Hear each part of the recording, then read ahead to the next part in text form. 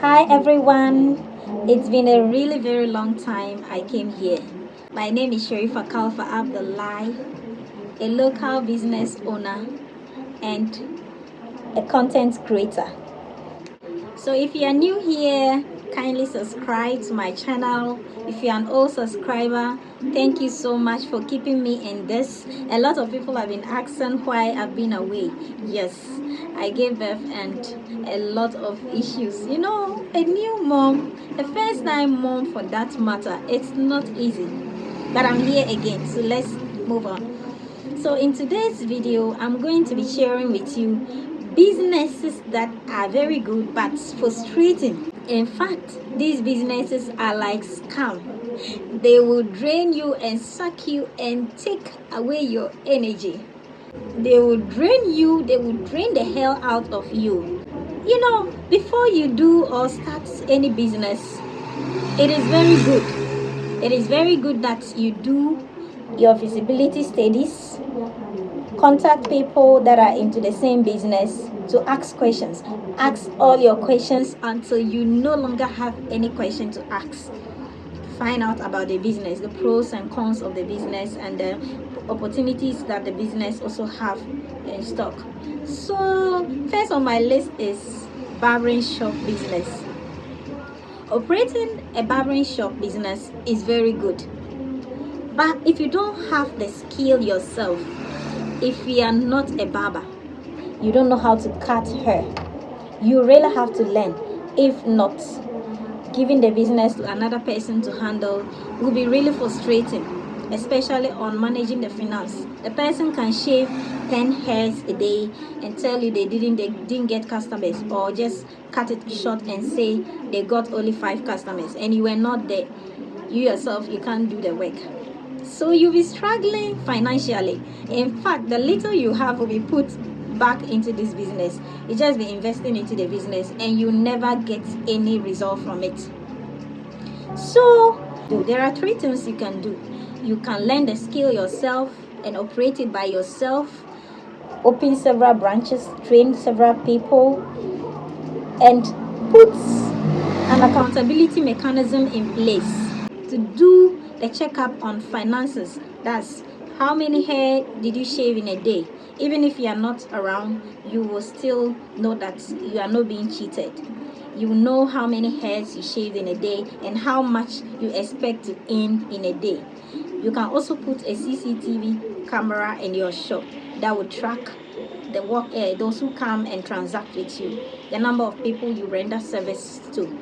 Then the last thing you can do to help your barbering shop business is to get a person who will sit and take records of, sorry, motorbikes are actually passing by and disturbing. You get a person who sits and take records of the people you render service to. That may also be something that will need another money because you have to pay the person. But if you have a family member who is available and can do that, you can get that person to help you. The next thing is livestock business. Anything that has to do with rearing goats, sheep, sheep. I say sheep. Rearing goats, sheep, cattle, just anything that has to do with cattle, livestock. It will frustrate you if you are not around the area of operation, because the one in care, or the one the business is under the care, will keep deceiving you, telling the animal is sick, they need money for this, and lots. So sometimes they will even tell you the animal is dead and you are not there. You can't tell what happened. So that's another business that will drain you. It's also capital intensive because the animal will be sick, you'll be treating it, you have to buy food and all that. So this particular one that I'm going to mention, the third point, will surprise you. A lot of people know farming as a very profitable business or profitable venture, but it can be frustrating for a startup, a person that is not really having enough capital. You can start and you think you get a yield. Myself, I tried something like that. I tried farming and it failed. You farm, and at the end of the year, or when it's time for you to cultivate, they haven't even grown. You can't even get half of the amount you incurred into you put into the business.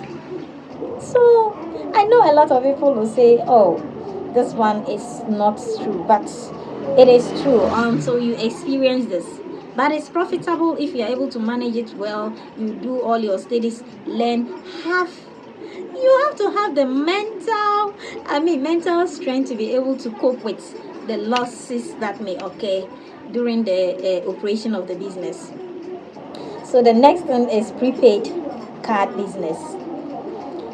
People who venture into prepaid business also experience these losses, and this prepaid business, you may see and think, people buy prepaid here and there, but there are also challenges that are associated with such a business.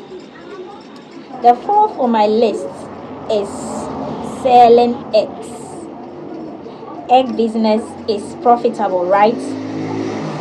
Every business is profitable, but if you are not located in an area that you get customers to patronize your goods or your eggs will run bad, they'll spoil, and you end up eating them or throwing them away, and that's going to be a lot of loss on you. So before you start these businesses, you really have to consider your location, the other factors, the factors that will really be very important to the operation of the business, and you'll be very good to go. The next I'm going to mention is learning a skill that is really not very needed, or that is not patronized in your locality. Let me mention makeup, for instance. Makeup or beauty business that people may not be needing in your community, though you can still use or apply the skill anywhere you find yourself. When you are going to learn a skill, you consider the one that is really needed in your locality, wherever you find yourself. So maybe you are going to learn a skill as a lady. Is it hairdressing that is needed? You consider that. Do they like fixing nails? If there are people who are really local or traditional people and may not like makeup, nails, and all those things, it will just be a loss for you.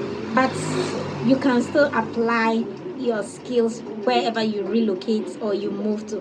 So before you learn a skill, you ask all the questions that are needed. Is this needed where I am?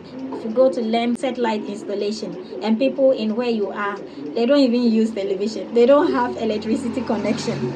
So you see that your skill is a very good one, but it's going to be lying down there. At this point, if you haven't subscribed, kindly do so. Subscribe to my YouTube channel, because I'm going to share more business ideas and all that you'll be learning from me.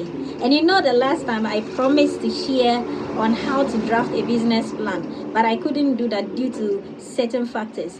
But I'm ready, and I'll be sharing to you on my next video how to draft your business plan as a small business operator or someone who wants to start a business on your own. So these are the 5 businesses that I feel like they will drain you. I know people may have their own opinions. Oh, you've started it. Sometimes I don't know whether it's luck. Someone can do the same business and it will be well with the person, and you start the same business and you'll be frustrated. So before you start, as I said, always do all your checkups. Ask all the questions. Get a business mentor, someone that will be able to guide you on the business and or on the challenges that you may be facing. You have to also you have to be resilient to be able to cope with the losses that may come your way. As a business owner, you definitely encounter losses along the line, but how you address or cope with it is also another thing. So you have to learn, be strong mentally, physically, emotionally, and all that. It's not easy, but we are still on it. You will be there too. If you join us, you will learn. You will learn along. Never stop learning. In business, there's nothing like I know it all. I've gotten all the knowledge I need. You always need to learn to improve, continuously improve upon your business, and it will really help you. Thank you very much for staying with me. Bye. Do have a great day. Subscribe to my channel, share this video to your friends, and we will continue next time. Bye.